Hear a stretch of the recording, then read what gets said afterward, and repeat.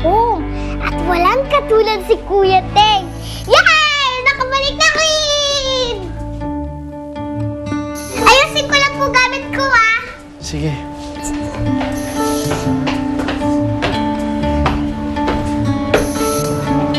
O ano? Susumbatan mo ako. Hindi ko naman po gagawin yan, Chalita.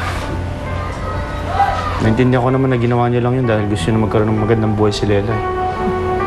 Buhay na hindi mo kayang ibigay. Chalita, alam niyo, kahit hindi ako mayaman, kahit hindi ko man mabigyan ng luho si Lelay, nag-uumapaw po ang pagmamahal ko para sa kanya. At wala pong katumbas yun. Eh, hindi naman nakakain yung pagmamahal eh. Nababayad ba yan sa tubig at kuryente? Alam ko po. Pero Chalita, maaaring hindi na magbigay sa akin ng dahilan para magpursige ako. Para kahit pa paano, balang araw, mabigyan ko kayo ni Lelay ng buhay na gusto ninyo. Pagkakataon lang po ang hinihingi ko sa inyo, Chalita. O siya. Oo na. Tutulog na ako. Ang heavy ng gabi ko eh. Lelay! Sino mo nga kung may alak pa ako diyang natira?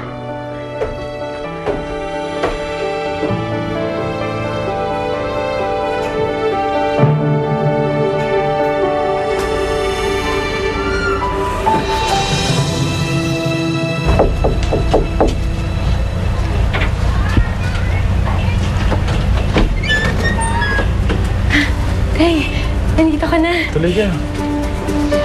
Nagkita-kita kami kaagad nung nag-text si Bobby. Oo, Tay. Kasama mo daw si Lelay? Ano makakain?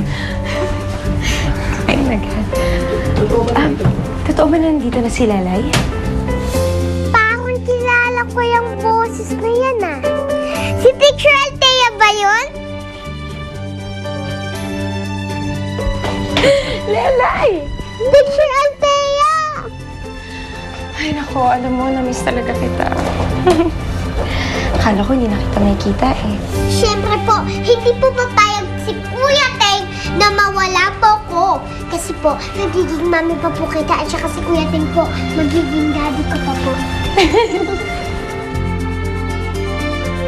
Ano ba ba? This calls for celebration! Oh, magpapa-ice cream ako, ha? Ice cream! Ice cream! Ice cream! Ice cream! Ice cream! Tatay. Yun, sakto.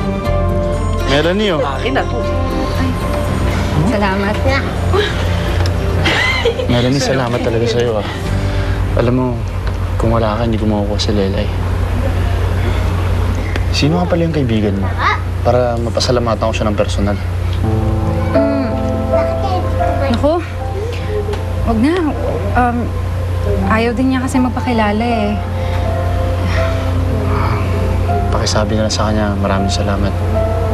At huwag siya mag-alala dahil babalik ko rin yung pera niya.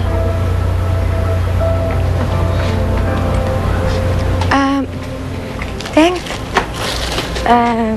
mauna na ako. Medyo malayo pa yung uwian ko. Sige, ha? Bakit ah? Ay, hindi. Kaya ko na. Okay lang ako. Bakit? Kaya rin naman kita yatid eh. Sige.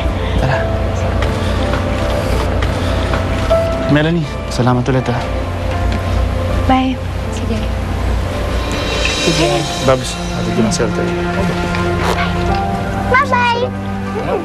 Sama kita? Hindi, ikaw na bahala. Oh, ako na bahala sa'yo. Saya.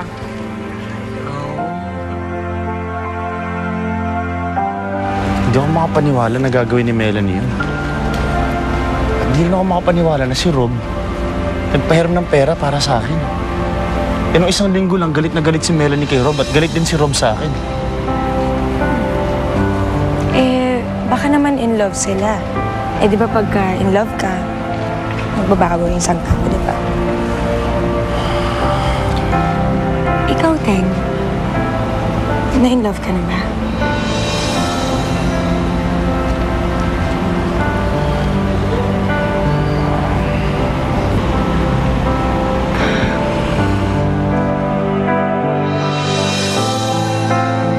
Bakit ka natigilan?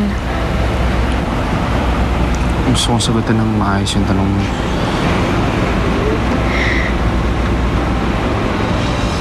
Just a few hours ago, the Liga ng Kalayaan suffered a terrible blow in the hands of the enemy. Nanakaw ng puwersa ng kadiliman ang thorium reactor at hindi lang yan. As you can see in this exclusive video, natangay din ang mga kalaban ang dalawa sa youngest members ng Liga, sina Spin at Blade. Notable member Cyclone and team leader Captain Barbel are both missing in action. It's reported that Captain Barbel saved the plane from crashing when Liga ng Kalayaan suffered its first defeat. Kung bakit hindi kasama ng Liga si Captain Barbel is anyone's guess. With 4 of the Liga ng Kalayaan 6 members now gone, is there even still a Liga ng Kalayaan to protect us from the forces of evil? That remains to be seen. This is Corinne Lumibao reporting. Althea, pasensya ka na. May naalala ako, may kailangan pala akong gawin. Hindi na kita mahatid sa inyo. Magkita lang tayo sa school. Okay? Sige, pero ano nangyari? Bakit bigla ka nagmadali? Tsaka ako nagpapaliwanag sa'yo, ha? Kailangan ko na umalis.